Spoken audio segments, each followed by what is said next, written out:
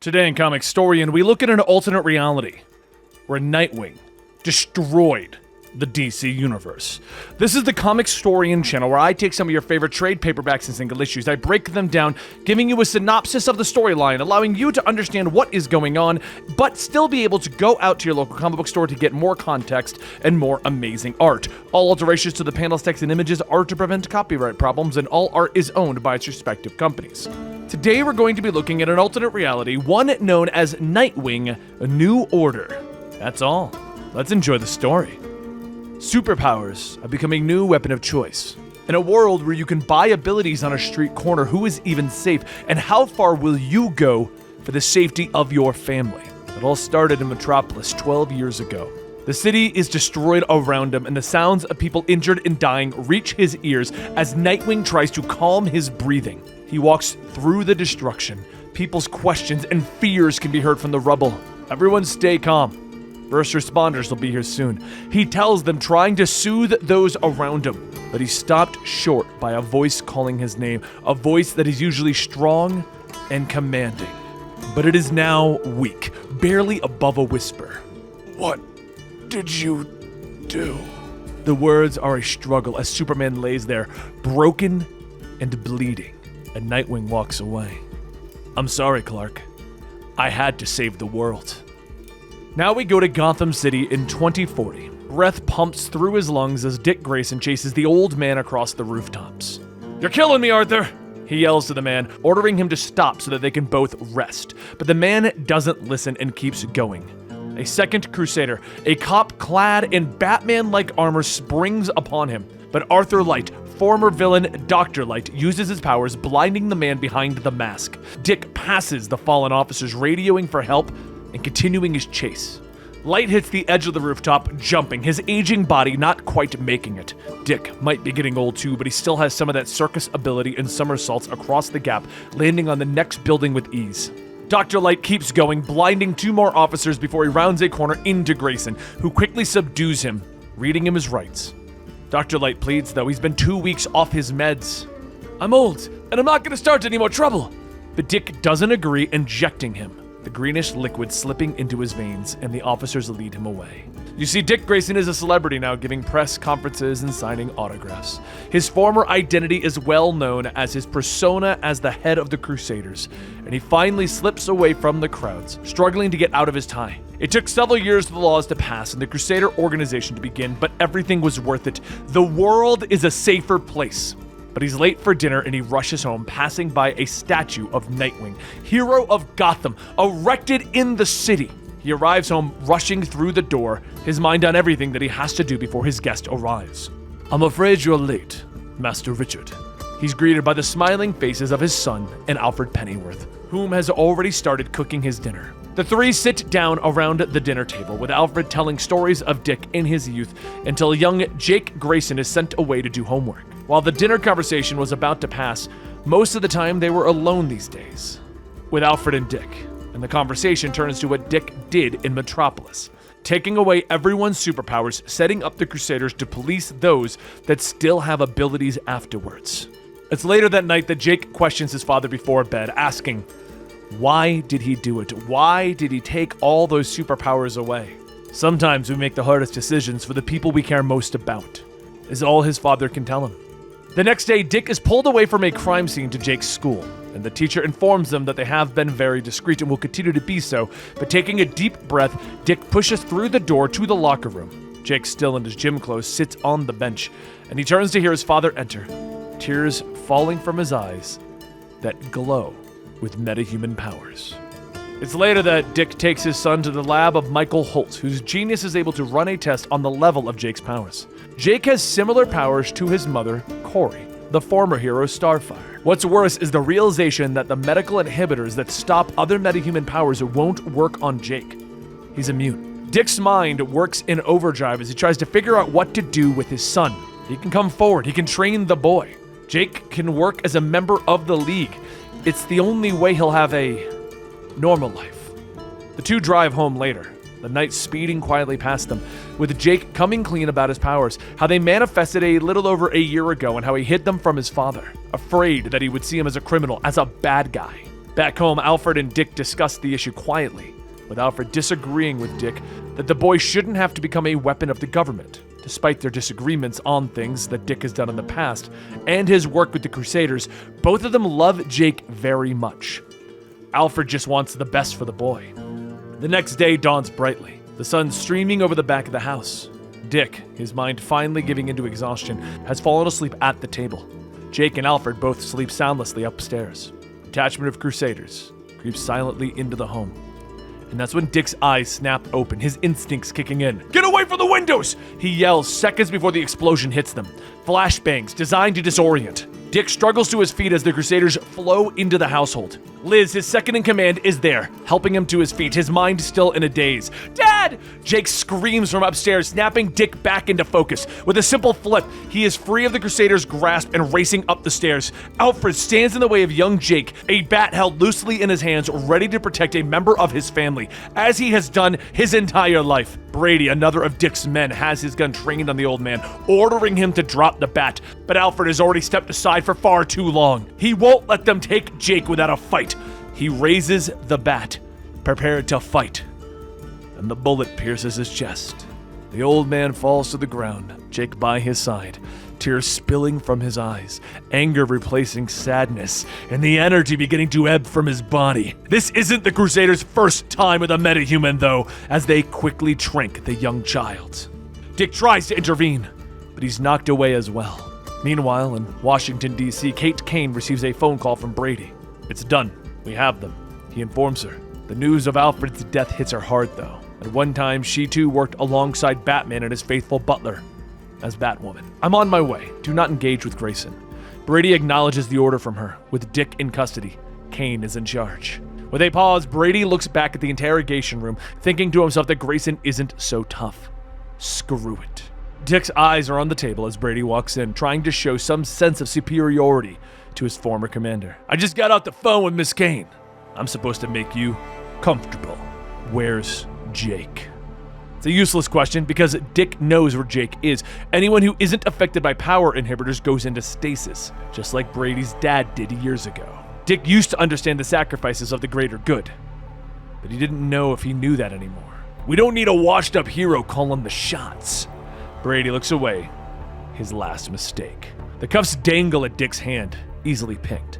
Brady doesn't even have time to swear before Grayson is across the table, slamming his head against the wall, his arms wrapping around his neck, squeezing the air out of his lungs. And Brady's world slips into darkness. The three Crusaders guarding the hall didn't last long either, as Dick flipped among them, his old skills coming back. He's through the building and out the window in a matter of minutes, his body groaning as old joints land in a crouch on the pavement below. He slips into the city, disappearing into the crowds of people. Meanwhile, in a suburban neighborhood in Gotham City, Tim Drake is trying to get his kids ready for school when his world is interrupted by a knock at the window. Wordlessly, he lets Grayson in and the two head into the basement. In the basement, the former Robin has a state-of-the-art computer set up.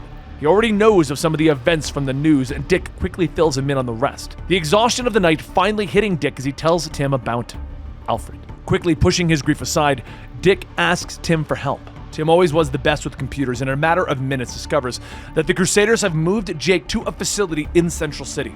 Before he leaves, Tim wants his brother to understand that he did the right thing, that the world needed its powers taken away.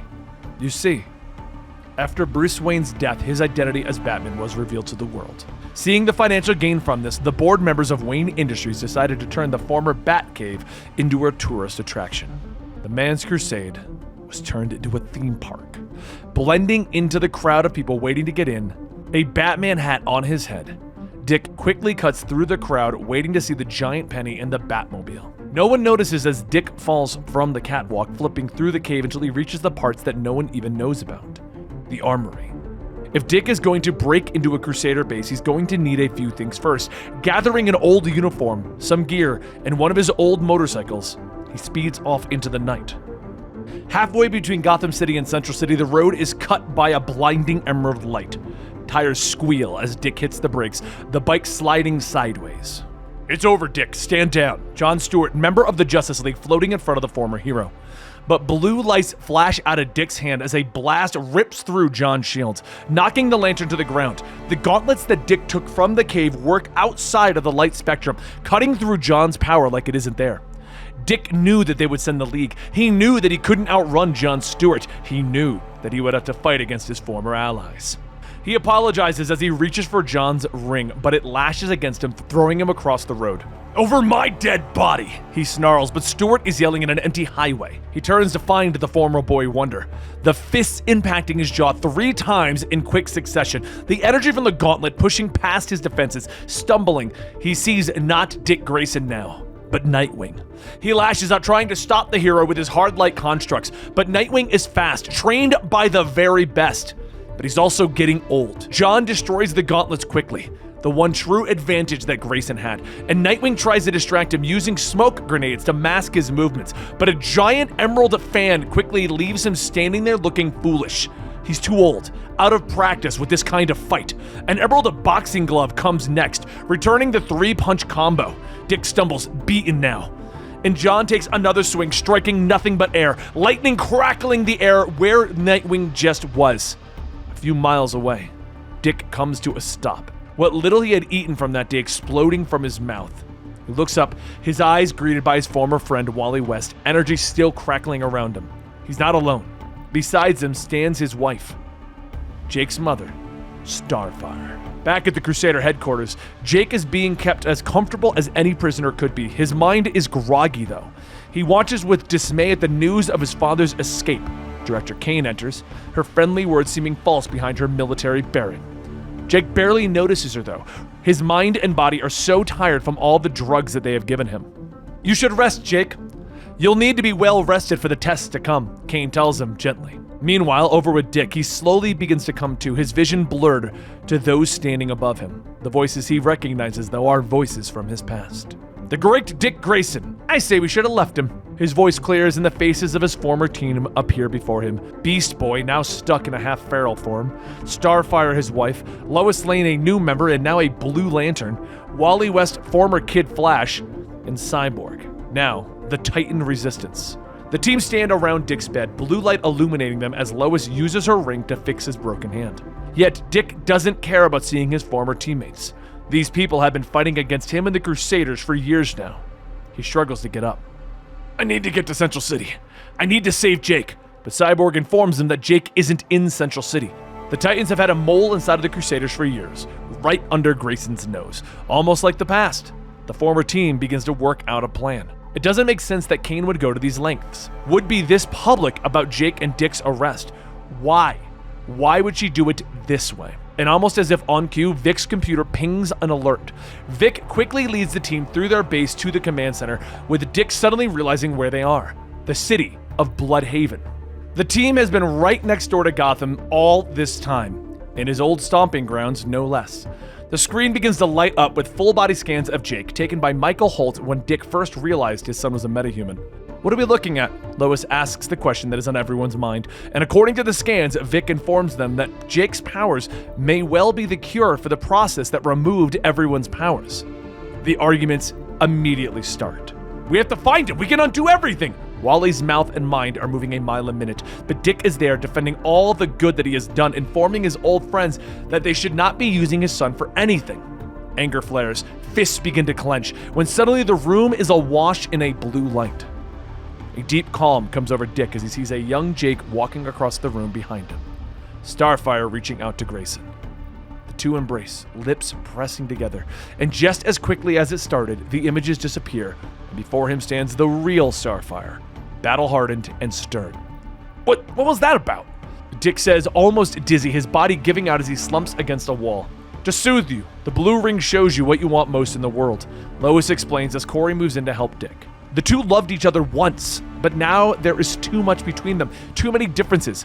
The two love Jake, though, and that's all that matters, and they've decided to go get Jake. Dick will need the Titans, everything else will come later. So, now that they've head out, the team goes back to Gotham.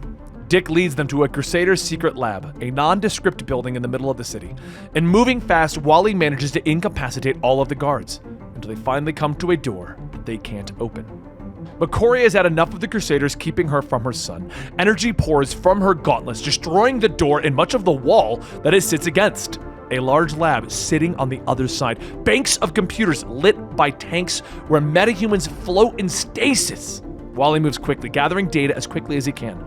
Lois, too, begins to collect data on the Crusaders' operations. But Dick and Corey pay no attention to their friends as they find Jake lying in a bed still groggy.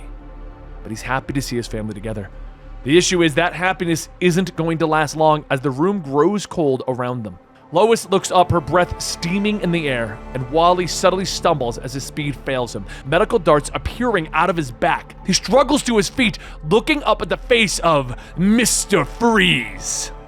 Meanwhile, over at the Crusader headquarters, it becomes clear that Liz is the Titan's mole within the organization, and sitting in Kane's office, there's little chance of her getting out of this. But she is saved by the bell when an alarm begins to ring. Kate Kane puts together a team, prepared to defend the Crusader labs.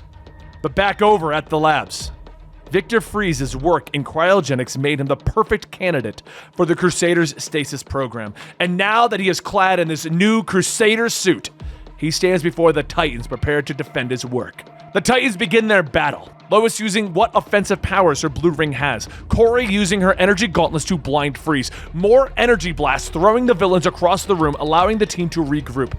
But they're handicapped now as Wally stares at his hands in alarm because his connection to the Speed Force is gone.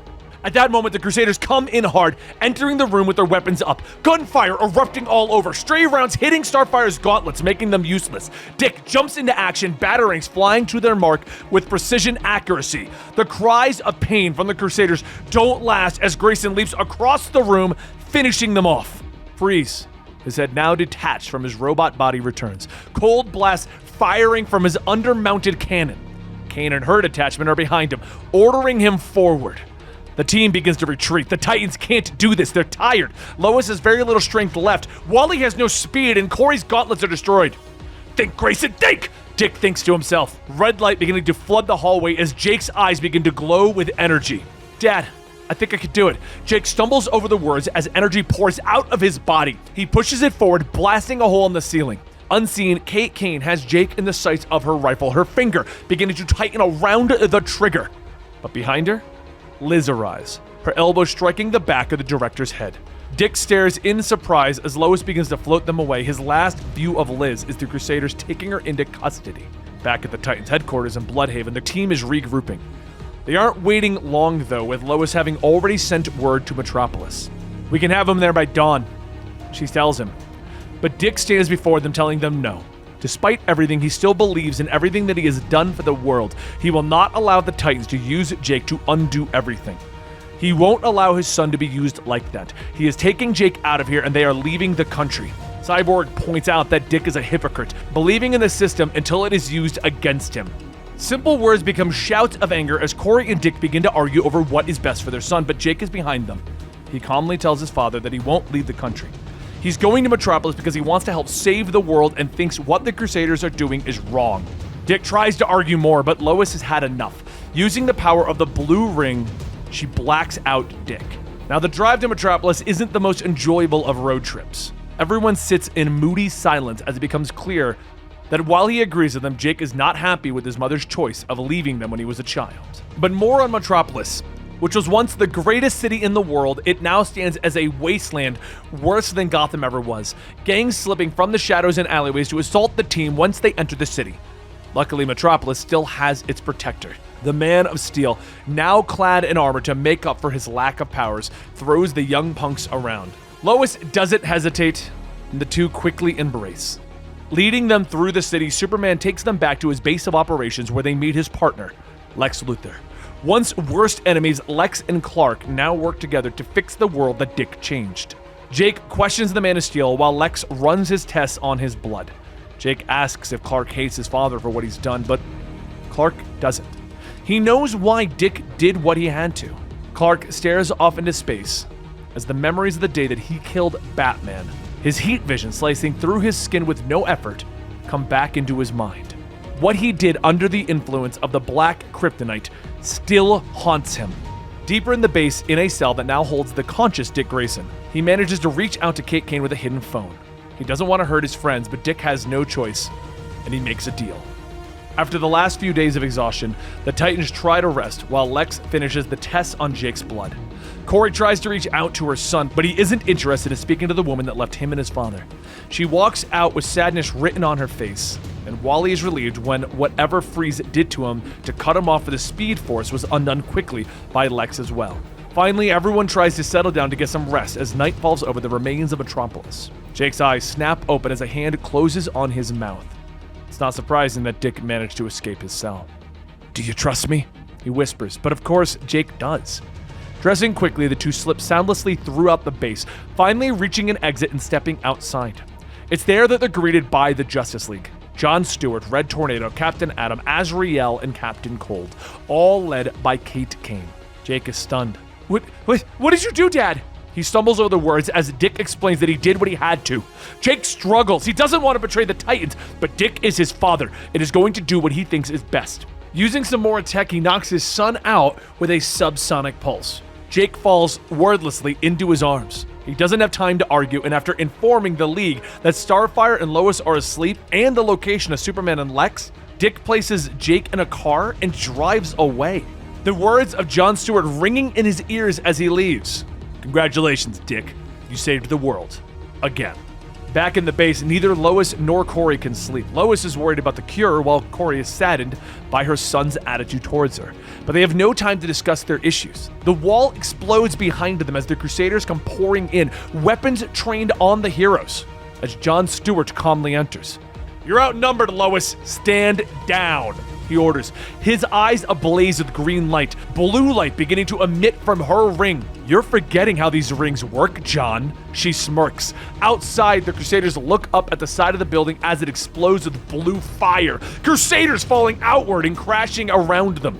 In his control room, Lex sees the destruction on his cameras, as well as the other Crusaders storming through the building. They still need to power up Superman, but they need to buy some time. If only they had a small army of robots, and Lex smiles. "I wouldn't be Lex Luthor if I didn't have an army of robots." As the car speeds away, though, Jake finally comes back to consciousness. Struggling against his seatbelt, he begins to argue with his father. "I'm going back! I have to help!" But Dick won't have it. He's getting them out of the country so that Jake can finally be safe. The world has always been broken. Dick tried to fix it, but it will always be broken. Tears fill Jake's eyes as he turns away from his father. This is my fault, but it's not. And that's what Dick is trying to tell him. Jake thinks that it's his fault because he can't help his father the way that he helped Bruce. And Dick is stunned. He never knew his son felt this way. Jake just wants to help his dad see the good in the world the way that he helped Bruce see the good in the world when he was Robin. To be his light in the darkness. He wants to be as good as Robin as him. Meanwhile, back at the base, the Titans in the League have locked in combat. Blue and green light battle in the sky, Wally facing off against the Frost of Captain Cold, Corey, despite having no powers, facing off against her former ally, Red Tornado, all while Luthor's robots combat the Crusader units. Bullets fly, powers fight. The ground shakes. The Titans regroup. They can't hold them much longer. They need Superman! Instead, a car pulls up and Dick and Jake emerge ready to help. There's no time to explain as Wally zips Jake to the lab while he tries to hold in his lunch. Strapping him into the machine, Lex begins to return Superman's powers, energy beginning to pulse throughout the lab as Clark's body begins to glow, and then he collapses as his powers return in full, feeling overwhelmed by them, a tear rolling down Lex's cheek at his greatest achievement. And then he presses a button. Clark is stunned. What did Lex do? But Lex will not go back to a world of powered and unpowered people. Everyone will be powered. He apologizes to Clark, exiting through a secret door. And Clark can see it now, his X-ray vision having returned. The base is a bomb, designed to give everyone in the world superpowers, but it will vaporize everyone in Metropolis in the process. Superman can stop it, but he needs Jake's help. Meanwhile, outside, the battle is raging on. Dick locked in combat with Kate Kane, a battle of physical strength and ideological differences. The fight is stopped as the building explodes behind them, though. The two flying figures emerge, Superman and Jake. Superman moving fast, his speed having returned to him. And Jake warns the group. They need everyone's help to stop the bombs. This is the moment that everyone comes together. There isn't even a hesitation, because heroes do what they do best. Taking charge, John Stewart orders Lois, Red Tornado, and Atom to help him and Superman lift the lab to get it away from the city. The rest are on crowd control. With their combined strength, Superman begins to lift the very ground around the lab itself. The bomb is massive and they have very little time. Bringing it into high orbit, it explodes above them. But the heroes are all shielded by Lois Lane's Blue Lantern ring, and they return to Metropolis perfectly unharmed. With the cure discovered by Lex Luthor, the powers begin to return to the world. The government was a little slower though. It would take 5 more years before they weren't illegal. Kate Kane retired from military service shortly after as well. Not all fences could be mended though, and while they stayed friends, Corey and Dick never got back together. They loved each other still, and they were both in Jake's life. After retiring from the Crusaders, Dick spent most of his life helping teach children to use the powers that they were born with, seeing it as a way to atone for his past mistakes. Jake might have gone on to be a superhero, but he did have a family of his own and hoped to pass on the lessons that he learned from his father to his own children. And that is the story of how Nightwing destroyed the DC Universe. This is an interesting, weird one-off. It didn't ever get continued. It came out many years ago, and it basically was just a what if Nightwing defeated the DC Universe? And I thought it was great. It was awesome when it came out, had a great lesson. The overarching storyline was fun. I enjoyed it. But what did you guys think about it down below? That's today's full story. We never covered this on the channel. I just sometimes like to find old graphic novels that just have a great storyline and bring it to you. Let me know ideas for single graphic novels down below that you might want us to cover, and I'll see you next time right here at Comicstorian.